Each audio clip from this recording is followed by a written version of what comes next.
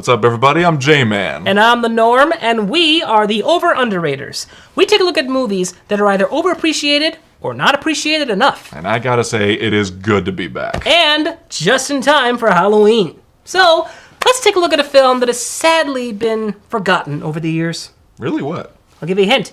It was directed by the one and only Tom Shadyac. Tom Shadyac? The guy behind such great Jim Carrey hits like Bruce Almighty, Liar Liar, and Ace Ventura? This is gonna be awesome! It's called Dragonfly. This is gonna be awful!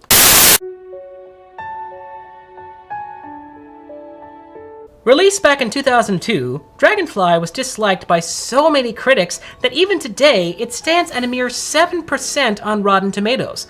People said that the script was weak, the tone was muddled, and the whole thing seemed a little too ambitious for its own good. But are people right about it? Or is there a little gem in this piece of cinema? Well, let's discuss it right now. This is why we think this film is completely underrated. It starts with the character Joe, played by Kevin Costner, trying to get to his wife, Emily, played by Susanna Thompson. There's apparently a storm coming to this South American village, and they're ordered to evacuate immediately. They're putting us on the bus. I don't know where they're taking us. Joe? Joe? Emily!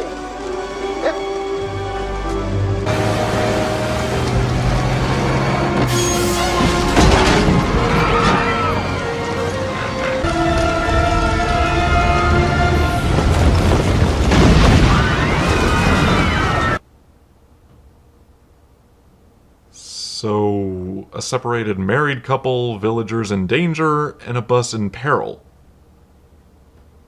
I'm instantly hooked. Help. So we then go straight to her funeral. After that, we see a brief flashback of the crash site and the workers saying that the bus is underwater and they technically haven't found her body. The bus is under 10 feet of water. The river runs at 17 miles an hour, senor. There's nothing you can do. Alright, hold on. Already, this is raising some questions. First of all, what's Joe doing at the crash site? She didn't know where they were taking her. How does he know that's the bus she was in, especially if her body wasn't discovered yet? And if that's the case, why do they have a funeral for her? Shouldn't she just be declared missing or something? Well, I've actually got a simple answer for you. Okay.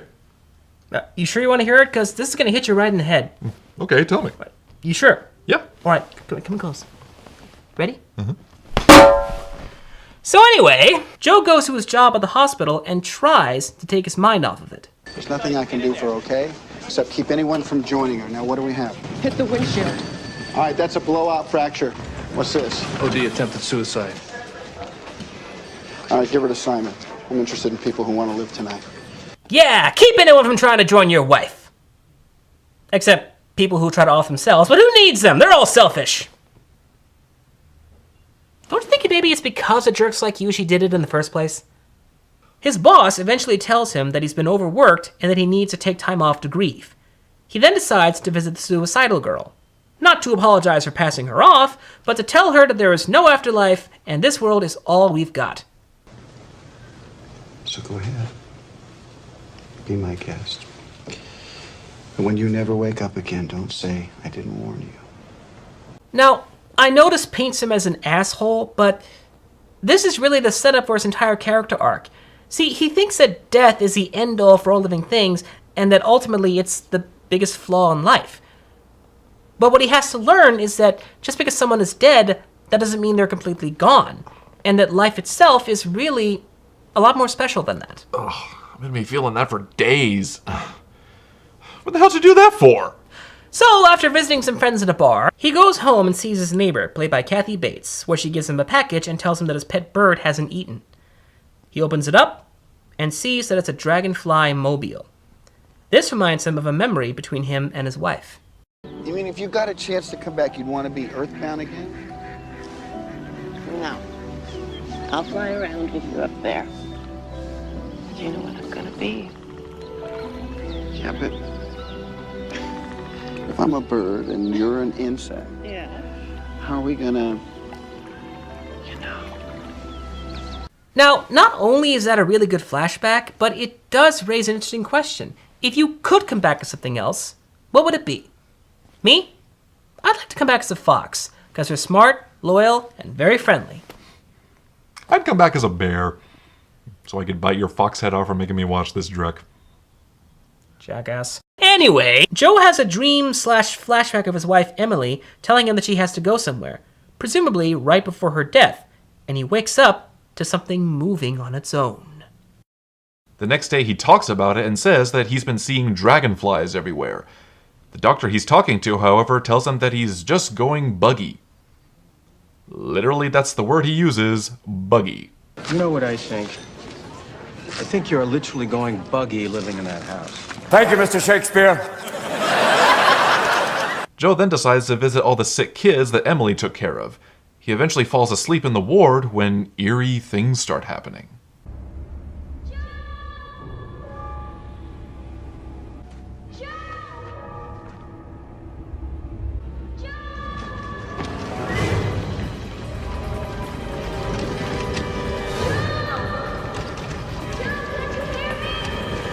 They try to save the child, but unfortunately, to no avail.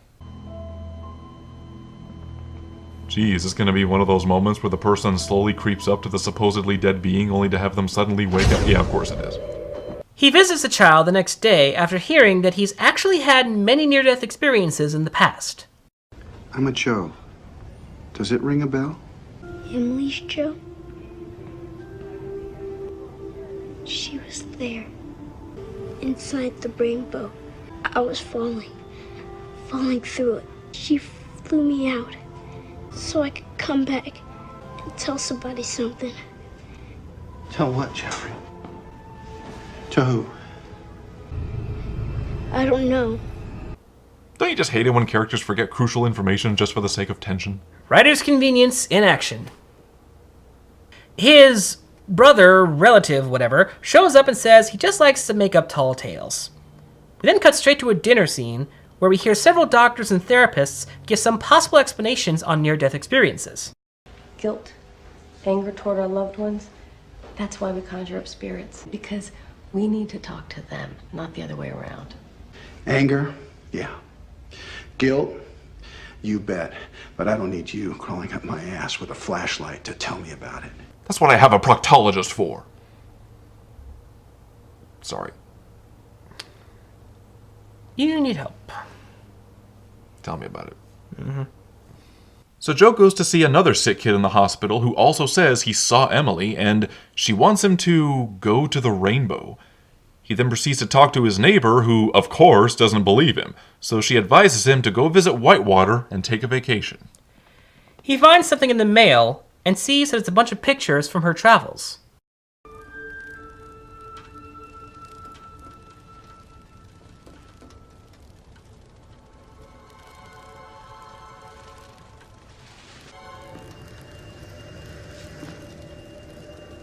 Yeah, that's just obvious symbolism flying around outside.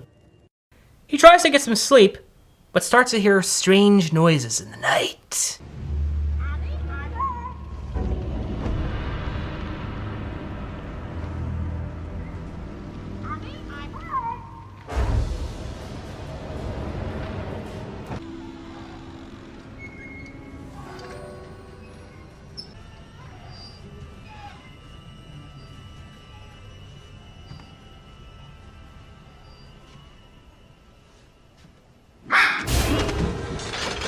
Ugh.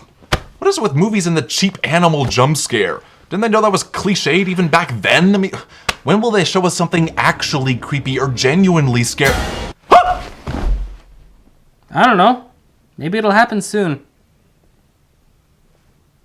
So Joe goes to the hospital to see the kid he spoke to, but learns he's not there and the nun who assists kids with near-death experiences has been let go. He goes back home and sees the Wiggly Cross all over the house. Now, I know this is a nitpick, but why is Emily using such vague imagery to communicate with Joe? I mean, can't she just visit him in his dreams or something? Why does it have to be the kids that she saves and a symbol that barely resembles a dragonfly? Well, there is a simple explanation for that. Oh yeah? So anyway, Joe goes to a Catholic school to look for Sister Madeline, played by Linda Hunt. He gets her attention, but is still told to leave. After being questioned by the cops, however, he gets a little message from Sister Madeline. You're a doctor because you dreamed of being one, right? You imagined that for yourself. If we can create this world with what we imagine, why not the next? So you're saying belief gets us there. Now, I grant you that is a bit of an overused message, that belief is all you need to succeed in this world, but honestly, the way it's presented here, I think it's actually very well done. Not only does it help Joe see that there's more to life than just dying, but it also shows that there's more to life than we may know or even perceive. And that even when someone dies, they're still alive in some way or another, and that death itself might not be worth fearing. I think I've forgotten half my birthdays. I'll help you forget the rest. What? So anyway, Joe starts reading a bunch of articles and books to try and figure out what the symbol means. We then cut to the hospital again, where a new patient with a fresh kidney comes in, and he's told to stay with it.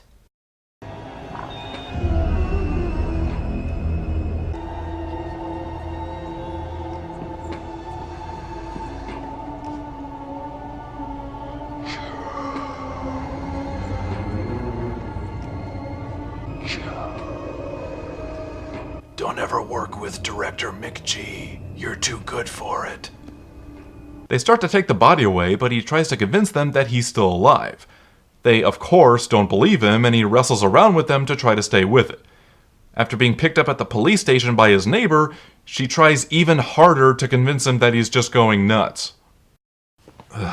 Look, I know every supernatural thriller has to have its skeptical characters, but this movie is laying it on pretty thick, don't you think? I mean, we know he's not crazy, so why is the movie trying so hard to make him think that he is? Is it just so the movie can have some extra padding before it gets to the big climax?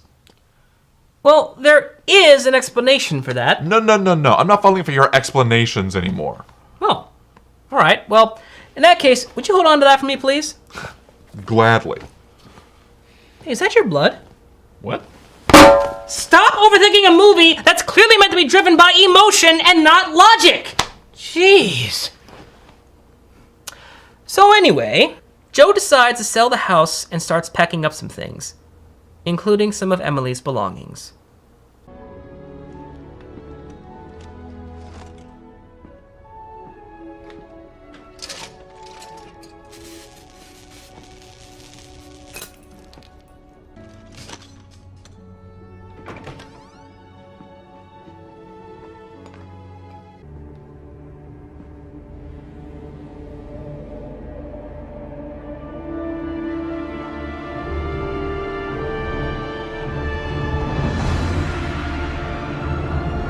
Oh my god, I'm suddenly in the movie Poltergeist! He looks at the map and makes a shocking discovery. It turns out the symbol he's been seeing represents waterfalls. So he goes through the pictures again and discovers what the rainbow is and travels to Venezuela to follow the clue. Oh. Are you trying to kill me? Yeah, only when your mouth is open. Why do I work with you again? I have no idea. The rock slide took more than just a bus. It isolated an entire tribe from the outside world. Nobody lived. Some of the bodies washed out of the bus, down the river, and right into the village. Oh, did they discover that after they supposedly searched the forest for miles, even though it was just a ways down the street? Shutting up. So the natives restrict him from seeing their village, but take him to see where they buried the victims. He eventually sees the waterfall where he needs to go and runs off. Senor! We can return. We're government people. But you must come back with me now. I said now, senor! Joe takes a leap of faith and jumps right off the cliff and into the water. You know, with all the shit this movie has made both him and us go through, they better be getting somewhere good with it. Oh, they are. What? They are. Just trust me, okay? Okay. Joe gets into the bus where some real peril happens and he gets his leg caught on something heavy. He nearly dies when he sees a vision of Emily, and she lets him see what happened to her.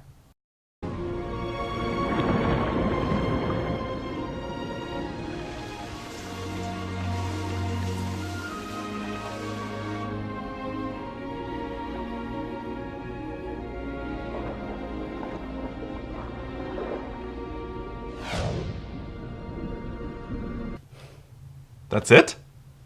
The movie put him through all that just so he could die and see some creepy vision of his wife? It's not over yet. Trust me. Joe is saved by the pilot guy, and after he wakes up, decides that he needs to go to the village where she was brought. He arrives to a rather unpleasant welcome, but he shows them a picture of Emily, and finally gets some answers. Aheba, biham taliwais iho pekaniha kaponoponang. Na temkeni katsi eveta. Ne khata arahu katsi apopatsi ba.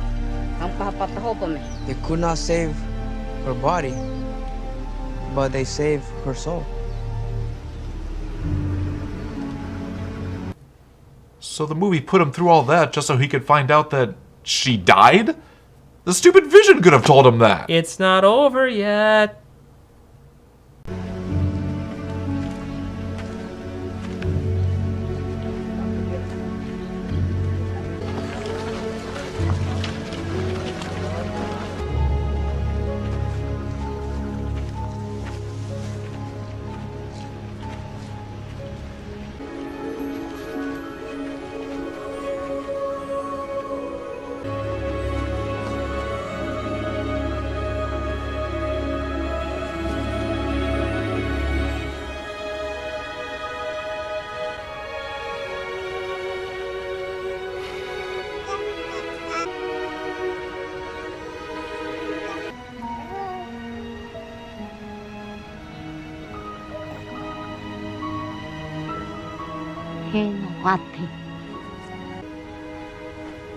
She said, Dragonfly.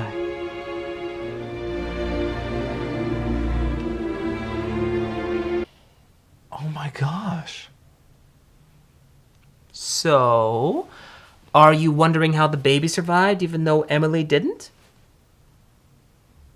No. It doesn't really matter. Sometimes all you can do is trust it, and it'll take you there. Which is exactly what this movie is all about. So, at the end of the day, is this forgotten film worth checking out? Or should it remain buried? Well, we're not gonna lie, it's not without its repetitive cliches even for its time, and the pacing can seem a little rushed at times, but it's still a very competently made movie with some deep, profound messages that are worth thinking about. The dialogue is very smart, the music is sweepingly beautiful, the casting is just right, but above all, it has a lasting effect that stays with you for quite a while, which is what any good movie should do. So I think it's pretty obvious that this movie is definitely underrated. But what's the main reason it could be underrated? Well, that's actually easy. The tone. The tone? Yeah, you see, when the movie came out, people didn't know if it was a psychological drama, a supernatural thriller, or even a mild horror movie. Truth be told, the tone does kind of feel a little muddled at times, but we feel that it kind of has to be for this particular content. It needs to be all those things when dealing with such sensitive material like death and the human spirit. So if you think it's a movie that doesn't know what it wants to be, we don't blame you. But if you're patient enough to trust it, it just might take you there too. So that was our take on Dragonfly. Is there any misunderstood treasure that also got buried with time? Please let us know in the comments below. Until then, don't feel ashamed if you feel like you're the only one that enjoys something. Chances are, it was made just for someone like you. Till next time, we are the Underraters.